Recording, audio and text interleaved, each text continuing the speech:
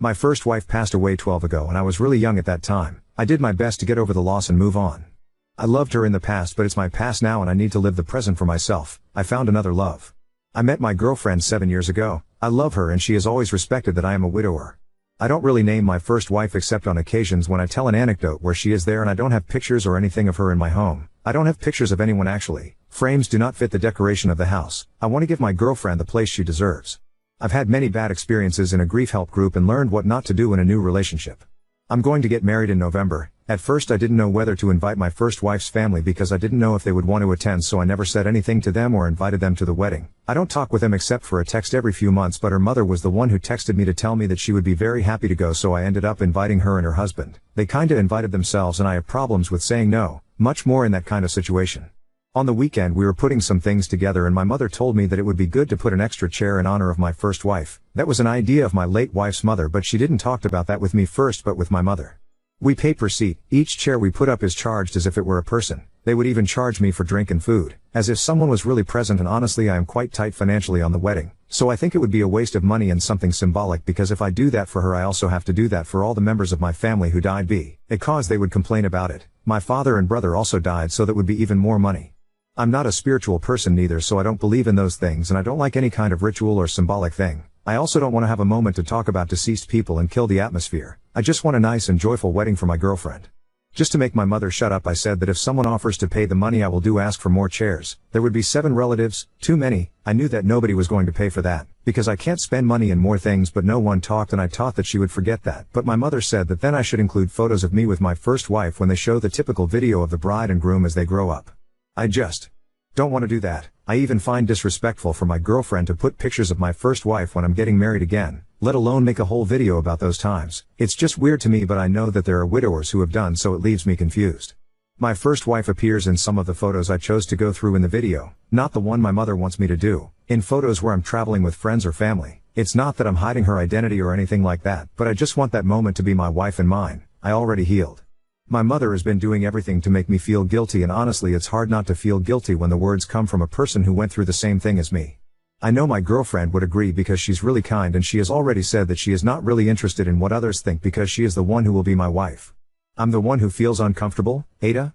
I want that moment to be my girlfriend and mine. I already had that moment with my first wife years ago. Now I want to have this moment with her. Is it a bad thing? Edit. Please stop recommending me to make a table with photos of the dead, make a speech, put centerpieces, etc. I don't want to do any of that. NTA.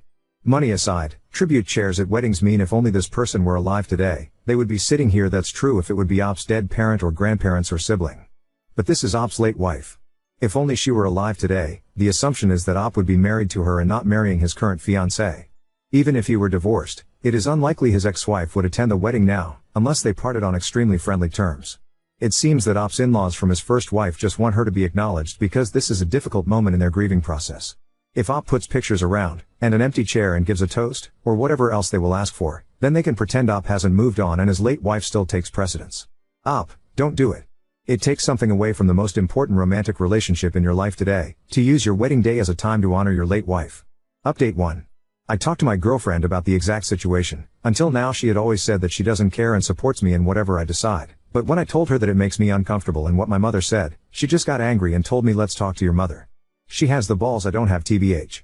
When my ex-Mill found out about my engagement, she sent me a message saying, I'm really happy for you, me and her husband's name, would love to attend. I really didn't know how to reject such a direct self-invitation, and my wife told me to invite them if I felt comfortable with that. At that moment I had no problem since they had always been respectful people. That was a big mistake. I talked to my mother and she showed me that my ex-Mill started to send her random messages after I posted about getting married with my girl. My ex-Mill sent her messages like, today I really miss my daughter. It's a shame that your son is forgetting her, since it would be a good idea to visit her grave, but he never wanted to, or my daughter really would have loved to attend the wedding. She even sent audios to my mother saying a lot of other things. They had contact from time to time, so my mother didn't find that too weird. My mother felt pressured, and under her own beliefs she also pressured me. She apologized to me and my wife and said she was out of line. Honestly, that triggered me. My mother lost a son and a husband. I grew up seeing how people expected the same thing they expected of me from her. I got angry and talked to my ex-Mill. It really bothered me that they tried to manipulate my mother, knowing what she suffered and how sensitive she is about that topic. Ex-Phil apologized and his wife did not. She said she finds it disrespectful that I don't do anything in honor of her daughter, and that I even stopped wearing my wedding ring when she died. I'm not going to take that personally. I know that the death of a child is really hard, but I'm not an extension of her daughter, I am my own person. I just told them that they're no longer invited to the wedding because I was very kind, but they didn't respected me, my mother and my girlfriend. I told X-Mill that I will make my whole family block them from everything if she keeps trying to make my mother feel bad. Until the end she stood her ground and never said sorry. Was I cruel? I don't care, I don't owe them anything.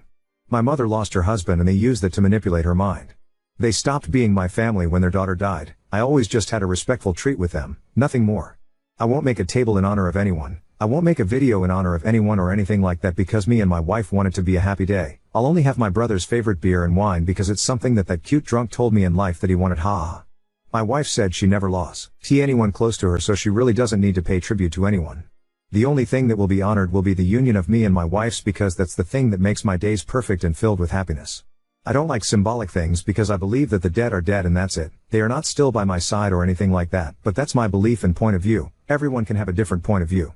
To be honest, I thought I would get a lot of OODA. Since my father passed away, it has seemed strange to me how people see widows and widowers. Everyone wanted my mother to continue loving my father even after he passed away, and when it happened to me I felt the same pressure. I'm a bad person for loving my girlfriend so much more than I loved her? Am I wrong for feeling that the worst loss in my life was my brother's and not my wife's or father? All the widows have pictures of their deceased partners. I'm a bad person for not wanting to do that? Should I still wear my wedding ring like the widows from the grief counseling does? But I don't want to, or am I a bad person for not feeling anything for her anymore? I felt guilt many times long time ago.